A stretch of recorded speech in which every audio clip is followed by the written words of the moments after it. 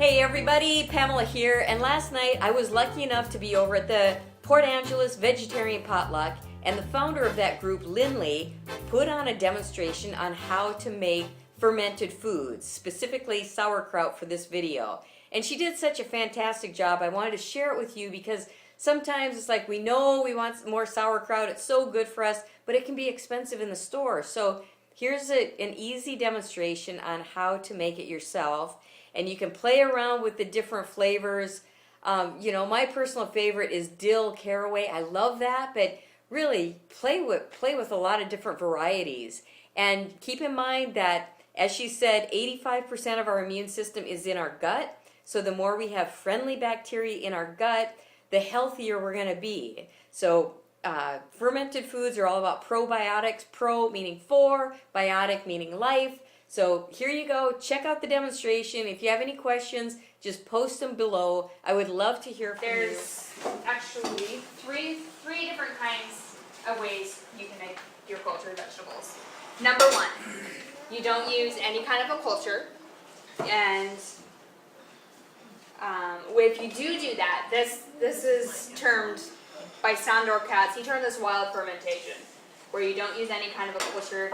You let nature do its thing, which is great. The only thing, when you don't use a culture, you're running a risk for more problems to occur.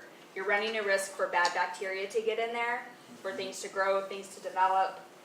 That can be kind of tricky, and you're taking the chance of losing your entire batch of kraut and throwing it away. A lot of people get scared of kraut. They say, oh, that's a rotten food. You've been letting that sit there for a week, 2 weeks, 3 weeks, 4 weeks, a month, 3 months, sometimes depending on what you're making. How can that possibly be good for you? This is where the bacteria come in hand. They're doing the work. They're getting rid of all of the bad bacteria. People also ask, well, what about botulism? One of the major things, you cannot have botulism without heat. Botulism only develops, I think it's after, I forget what the exact temperature it is, but if there's no heat, you can't have botulism. So that's the other kind of culture you can use is the whey culture, like I told you about before. One of the things you can use, omit the salt, so you can have a salt-free culture or salt-free veggies when you're using the whey. The only thing, if you don't use the salt, you'll have limp veggies. So you notice this is really crispy, crunchy, partly because it's only been fermenting for 7 days, and it's also because I added salt and I added a culture. The third way, which is my personal preference of culturing, is to use what's called basically a pre-manufactured culture starter. This is what I have found to be the #1 top-of-the-line culture starter that's out there. It's been around for 3 generations. I still have to explore a little bit on how they're making it. And it does have, one thing about it is it does have lactic bacteria in there, which is from milk, but I believe it's 7 parts per million. And by the time that the culture the veggies have done their thing, it's gone. It's the same thing as the kefir. They eat all of the lactose, and there's nothing left in it. This is 1 head of cabbage. Take it. Obviously, it's all nicely chopped. I do mine by hand. I usually will use it by hand. Awesome. You can just throw that right in there. Yeah. And I'll take good spoon. So we want to dissolve our water in our sugar, and then we're going to take our little culture packet, depending on how many you make. How big of a quantity you make depends on how much of this you're going to use. For this, I think 1 packet makes 4 pounds of veggies, something like that, so you don't need a lot of it. So I'm going to use about half of what's in here, and I'm just going to pour this inside my water, like so. And that's about good. I don't need... Maybe a teaspoon, half a teaspoon? I'd say it's about 1/4 of a teaspoon in here. So we're going to make this, and then we're just going to set it aside, and we will come back to that later. There's a whole energy dynamic between that, between working with your food and you know, some people will pray over their food, energize their food. I always like to keep kind of a personal mantra when I'm working with my food, but that's a whole different story. And you're hands-on.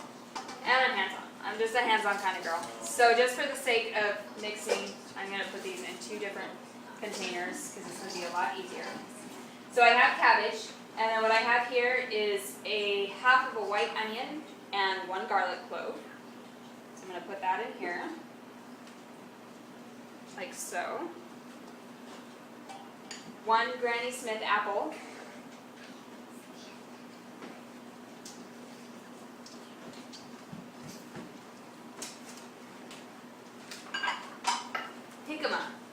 Jicama is very, very high in vitamin C. And one of the really cool things that I just recently learned about cultured foods and cultured veggies is I don't know how they do it, but they have found that the pesticides in foods have been eliminated after they have been cultured. I don't know if it's 100%, but there's a certain percentage of them that have been eliminated. They somehow, I don't know if they consume them, they change them, they do something to the foods that eliminates the pesticides. So I know most everything, this is about 95% organic what we have here.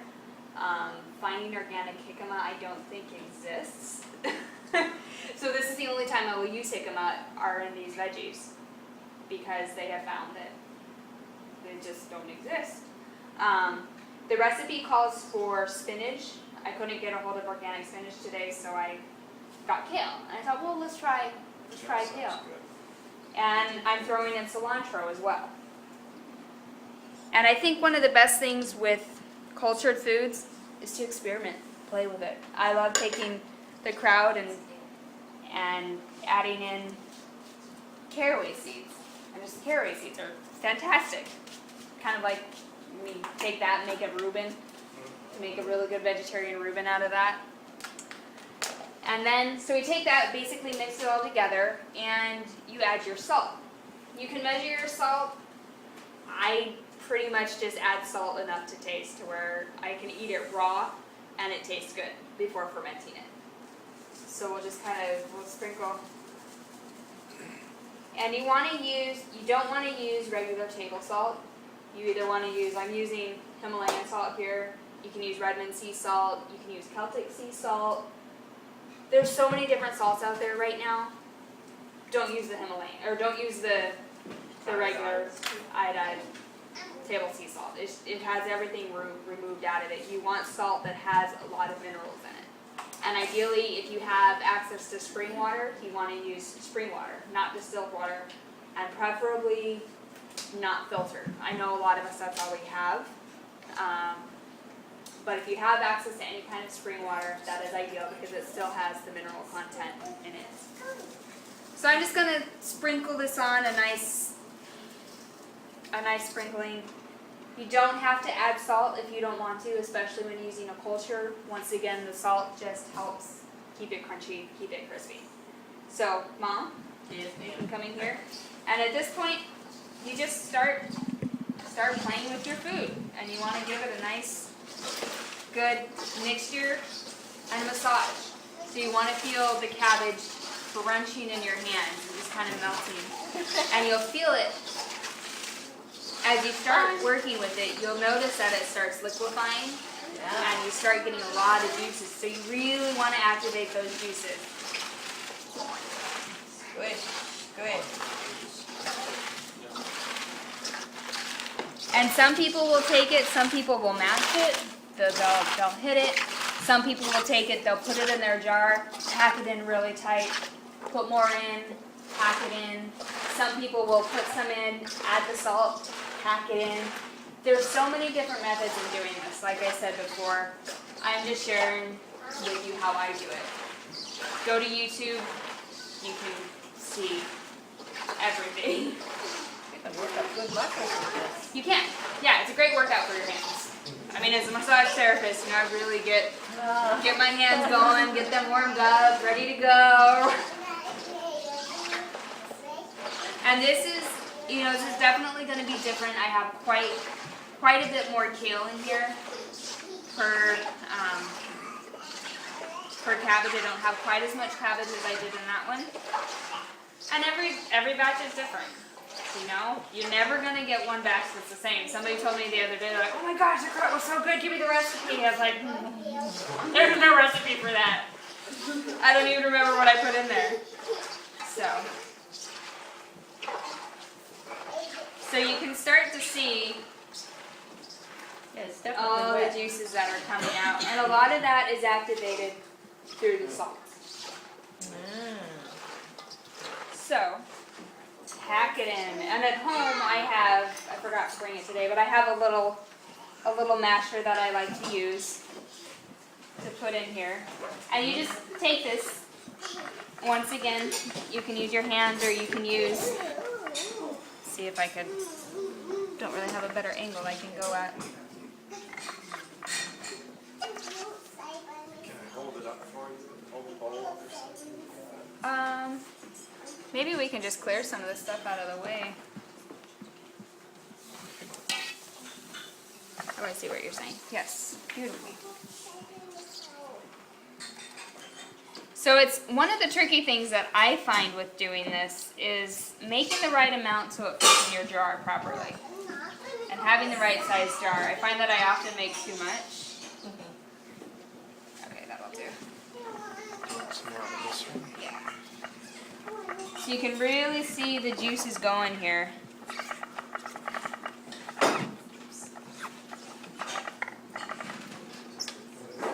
How long does that keep? This will keep all of, using this method of what I'm showing you, these veggies will all keep for up to 9 months in your refrigerator. So next month, when everybody meets again, you can have that and we'll taste it? What was that? So next month, Exactly. you'll, That's exactly what we're gonna do. Next month when we meet, I'm gonna bring this and we'll try not to eat all of it. you're gonna save some for me, ship it out or something? No. So this is about as high. I have a lot left over. I'm gonna have to pack it at home. I'll probably put it in a jar like that. You want to leave about 2 inches of room at the top. Unlike with that container, I really took my risk using that container because I filled it too high. And every time, because there's gases forming in here, using this particular method, every day you want to make sure you go over, you put it over your sink, you just quickly boop, burp it out. You want to give it a burp. If you don't give it a burp, you're taking the chance of your glass and your bottle breaking. So just make sure you do that. Every time with this particular container, because I had it filled so full, every time I put it over my sink and burped it, juices just, they shot out everywhere. Especially the first time, it's just like, full on explosion. So you want to prevent that by only filling it up, leaving about 2 inches of space here. And then we want to make sure we're really nice packed down so there's not a lot of room for air. Because when there's air, when there's an aerobic environment, that's when we start getting the bacteria that we don't want. You want to make sure that there isn't any room for that. I also know some people who are really, really particular about making sure everything's clean, spotless, nothing there, nothing can get in, nothing can happen. You can. I read some research recently that said all of the cultured foods in this country have a really, really low rate of vitamin B12 because we're so concerned about keeping things super clean to the point that it's too much, that we're actually not allowing room for our bacteria to grow. So some people, they get really weirded out about that. I think about it in all the countries of the world where their environments aren't anywhere near what ours are, and their bodies are flourishing on this cultured food that may not have been prepared in such a healthy environment. But when you do it properly, there's no room for the bacteria to grow. Not saying you want to use dirty containers, obviously not. But it's really a personal preference. I haven't had any bad experience with it. So this here is orange juice, just straight up orange juice that I'm going to pour in here. It's part of the recipe. High in vitamin C. And they actually, but oranges are actually really low in vitamin C compared to other fruits and vegetables that are out there. Bell peppers. Bell pepper. So, I did it again. Whoa. Oh, she opens that. Yeah, this is, I'm going to take some of the veggies out You're right. because this is not, You don't have your culture in yet, do you? Yeah. I just Oh, put you the did culture use in, the yeah, culture, so- yeah. Well, there's no room for air, that's for sure. Right?